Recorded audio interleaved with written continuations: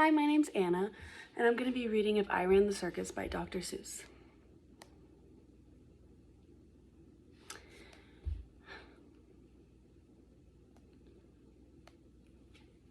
In all the whole town, the most wonderful spot is behind the Sneak Lock store in the big vacant lot. It's just the right spot for my wonderful plans, said young Morse McGurk, if I clean up the cans. Now a fellow like me, said young Morse McGurk, could get rid of his junk with half an hour's work. I could yank up those weeds and chop down the dead trees and haul up those old cars. There are just 2 or 3, and then the whole place would be ready, you see. All ready to put up the tents for my circus. I think I will call it Circus McGurkus. The Circus McGurkus, the world's greatest show on the face of earth or wherever you go. The Circus McGurkus, the cream of the cream. The Circus McGurkus, the circus supreme. The Circus McGurkus, colossal, stupendous, astounding, fantastic, terrific, tremendous. I'll bring in my acrobats, jugglers, and clowns from 1,033 faraway towns to the place that you'll see in Ladies and Gents, right behind Sneaklock store and the Great McGurk tents. And I don't suppose Mr. Old Sneaklock will mind when he suddenly has a big circus behind. After all, Mr. Sneaklock is one of my friends. He might even help out doing small odds and ends. Doing little odd jobs, he could be some aid, such as selling balloons and the pink lemonade. I think 500 gallons will be about right, and then I'll be ready for opening night. What an opening night! What a night! What a sight! I'll hoist up the curtains. The crowd will crowd in, and my Circus McGurkus will promptly begin, with a welcoming toot on my welcoming horn, on my horn-tooting apes from jugglings of Jorn, where the very best horn-tooting apes are just all born, 'cause the very fresh air there's fine for their lungs, and some of those fellows have 2 or 3 tongues. My way, step right in this way, ladies and gents. My sideshow starts here in the first of my tent.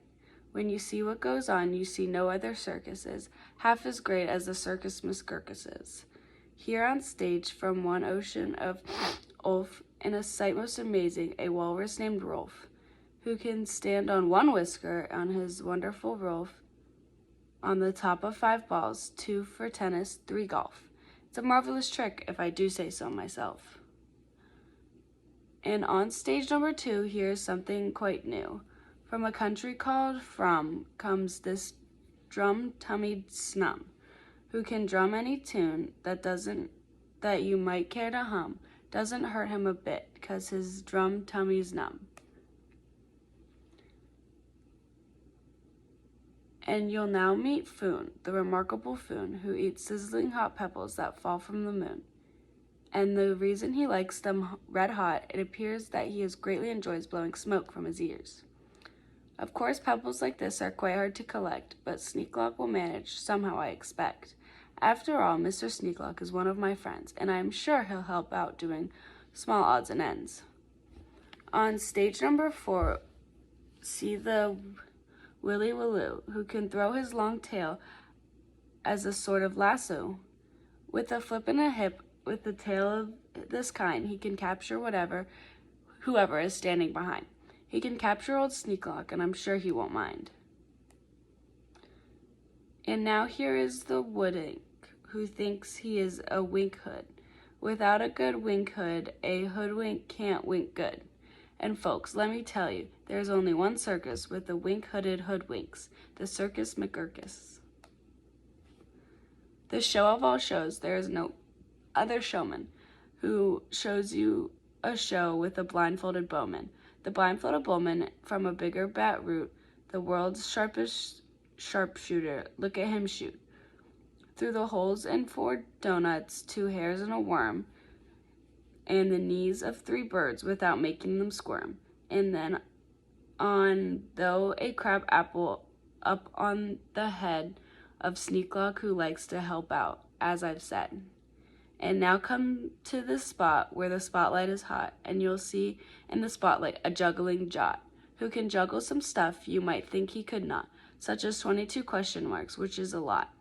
Also 44 commas, and also 1 dot. That's the kind of circus McGurkus I've got. But by my sideshow, a start, a beginning. This way to the big tent, you'll find your head spinning. Why, ladies and gentlemen, youngsters and oldsters, your head will quite likely spin right off your shoulders. Your shouldsters. So hurry, step lively, quick, ladies and gents, and get ready, get into your seats in my tent of all tents. My parade of praise is about to commence. You'll see Drum Major Sneaklock fling his battoon, and my organ McGurkus come on, with a hot steaming pipes of gold brass-plated tin snorting all sorts of snorts and a bumbling din. That is a stupendous, roarous, and when I play Dixie, please join in the chorus. Then a fluff-muffled truffle will ride on a huffle, and next in line, a fine flumix will shuffle. The flumix will carry a lurch in a pail, and a fibble will carry the flumix's tail, while on top of the flumix 3-harped twanging snarp will twang mighty twangs on their 3 snarpers' harp, while the bolster blows bloops on a 3-nozzled blueser, a nolster blows floops on a 1-nozzled noozer, and then comes a lion who's partly a trout, the more stuff, more 45 minutes about. And then, behind them, while everyone stares, come to and fro marches, who march in 5 layers. The fro march on toes, and the toes march on froze. Don't know how they do it, but that's how it goes. And now comes the act of enormous. A former performer performed this performance. This stunt is too gripply, slipping frightening down from the top of my tent like greased lightning.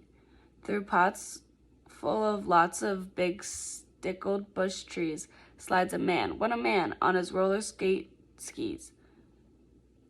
And he'll sheer without fear, and you'll know at a glance that it's a Sneaklock, the man who takes chances after chance. He won't even rip a small hole in his pants. And now here, in this cage, the beast most furious, who's known far and wide as the spotted atrocious, who growls, howls, and yowls, the most blood-curdling sounds, and each tooth in his mouth weighs at least 60 pounds. And he chews up and eats with the greatest of ease things like carpets and sidewalks and people and trees. But the greatest Colonel Sneaklock is just right kind of a man who can tame him. I'm sure he won't mind. Then I'll let Sneaklock off for a few minutes. Rest while high over your heads you will see the best of the world's finest, fanciest breeze trapezing. A zoop troop from West Upper Bendizing, who never quite know while they zoop and they zoom, whether which will catch what one, or who will catch whom, or if who will catch which by what and just where, or just when and just how and what part of the air.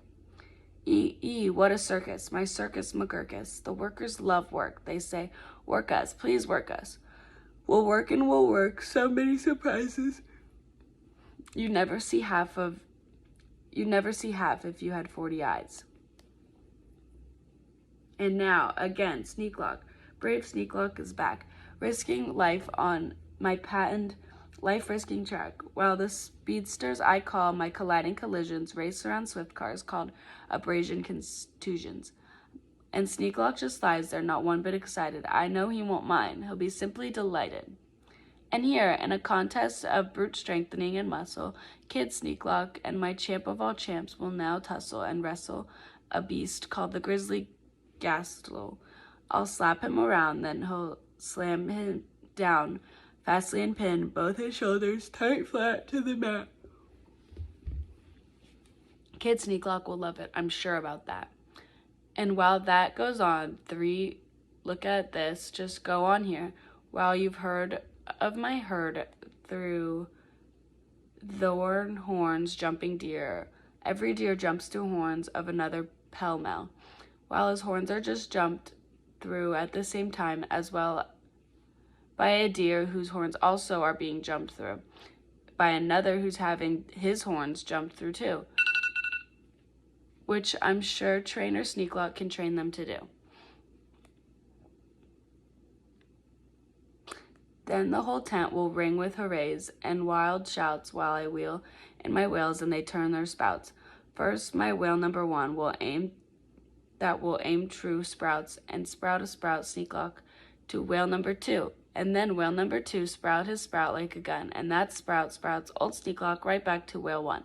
And then forwards and backwards on sprout after sprout, my great spout rider Sneaklock gets sprouted around, just as long as the water their spouting holds out.